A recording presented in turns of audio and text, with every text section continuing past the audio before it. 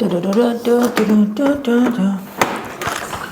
hey, what's up? Hope you guys are crushing it. So, welcome to a reloading video, very specifically a reloading die that a lot of you have asked me, Pete, what on earth is that contraption and why do you use it? So, this is the die in question, or maybe not this specific one, but one of the dies in question. This is called an inline seater die, and today I'm going to be telling you why you should consider using one. Before we get into the meat and potatoes of the video, we will have to address the big red gun in the room. Okay, this is my J. Allen, and this is going to be my weapon platform of choice for this weekend's match. It's a precision rifle match. We shoot the whole Friday, we shoot the whole Saturday. It's going to be absolutely awesome. I'm going to take you guys along with so you can see the results.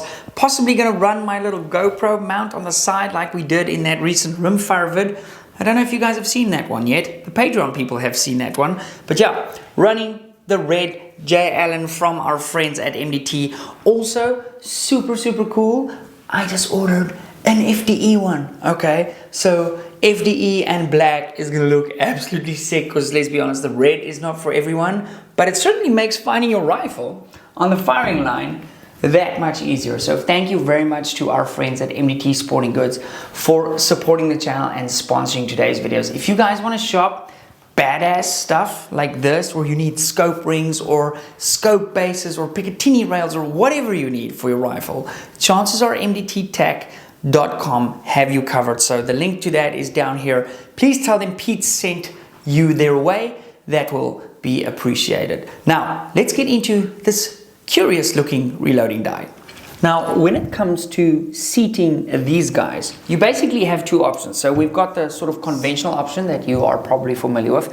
This is our normal die, screws into our reloading press. I'm going to show you that in a second. Now, the difference with this one, in fact, let me show it to you like this. This one has got a micrometer fitted. So basically, focus.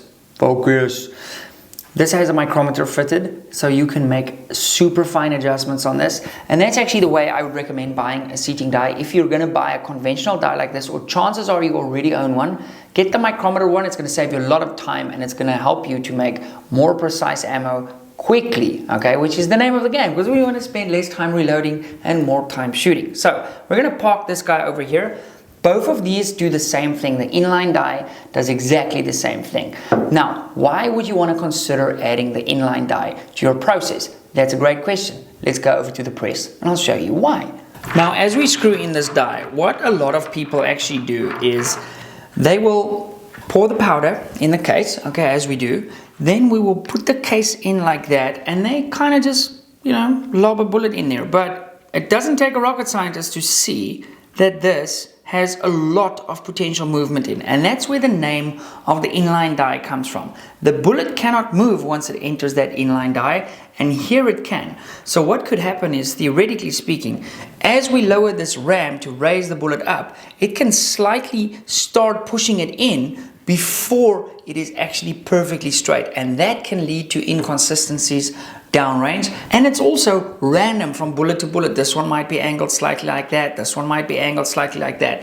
When I switched my rifles over to inline seating dies like this one over here, it was a game changer immediately. Yes, it is slower than doing it this way, but as I said to you guys just now, my goal is to make the precisest ammo I can make for my rifle, because otherwise we're just dumping rounds downrange and it could be better ammunition, which leads to less shooting and more saving. Because hell, shooting has become so freaking expensive lately, but that is essentially how I'm gonna go about seating the bullet on this old school style die. Now let me show you guys how this inline die works. Now we did actually seat it just the first little bit there. In order to use the inline die to take over your bullet seating, you're gonna need something like this. This is an Arbor press. This specific one is from 21st Century Shooting, and it's one I've used very successfully. Now you get super fancy versions of this. Let me show you guys what this one is. You get ones with like a pressure forced gauge and all sort of stuff. I had one of those. and it kind of didn't do it for me. So this standard one is pretty much all I need. The other good thing is if you do run these inline dies and you want to get yourself the AMP press, the Kneading Made Perfect press, okay, to run some diagnostics on your process, you could do that too, because they use the exact same die. So essentially what the theory is here, instead of chucking that bullet, and I'll give you guys close-ups of all of this as always as I talk through this, but instead of putting your bullet in the case like it is here and entering our die like this, we're going to pop the case down like that, slot the die over, okay, and then drop our bullet in from the top. And it's oddly satisfying to watch that bullet go in, because it is exactly to the spec I need. We're going to pop the little seating stem in the top and raise this, or lower this section actually, because the last time I was reloading for my 30 Sherman Magnum. Now essentially on the Wildcat calibers, what I have to do, because they don't have them on the shelf always, but like 6-dasher you can buy from them. This one actually says 6-dasher on the side. But you can also buy blank dies if you shoot strange and wonderful calibers like I do, and actually just run your reamer through them, and then you have a die exactly to your specification, which is super, super cool. So after we've done that, we know that bullet is 100% straight based on the tolerances there, and I can simply just seat that guy, and we have now a perfectly concentric bullet that is going to lead to greater accuracy and consistency downrange. So that's why I switched to the system. What you could theoretically do if you want to do this a little bit faster is like I've done over here.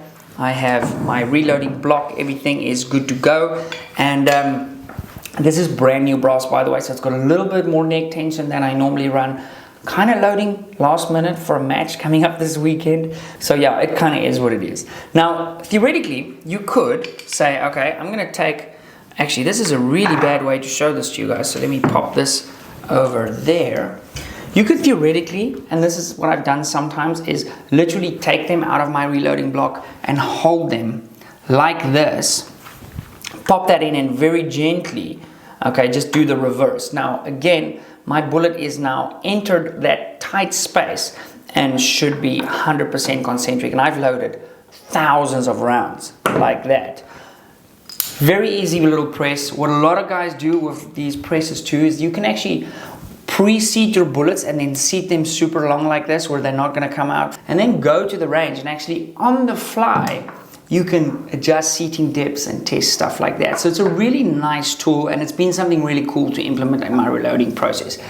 Now this die, believe it or not, is the old school die. The new micrometer dies are something that we only recently got, so this actually predates the current dies that you guys are used to, so probably a fun little fact if you didn't know that. Now filming this, I also realized the error of my ways. I have been running around like an absolute lunatic trying to get stuff done, and I never ran these suckers through my expander. That is why we had a little bit more neck tension, but that's not a problem, because using all my Lekker Area 419 funnel kit and everything, I could quickly just mandle that sucker, put that guy in, grab our press over there, and something I've also noticed with this system is if I'm running like my high-end scale, like the FX 120i, I'm running the Super Trickler at the moment, is that this upsets my bench way less than sort of a press mounted on your edge like this when you're trying to do more than one thing on the same bench, because as you guys know, those scales are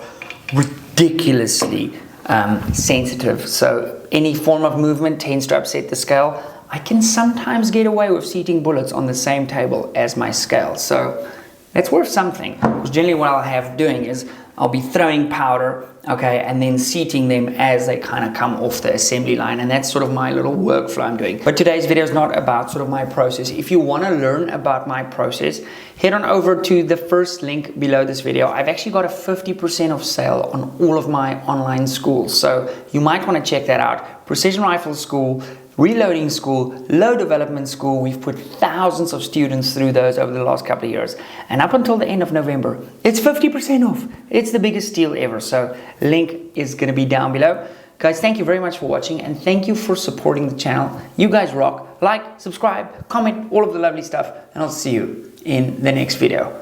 Bye.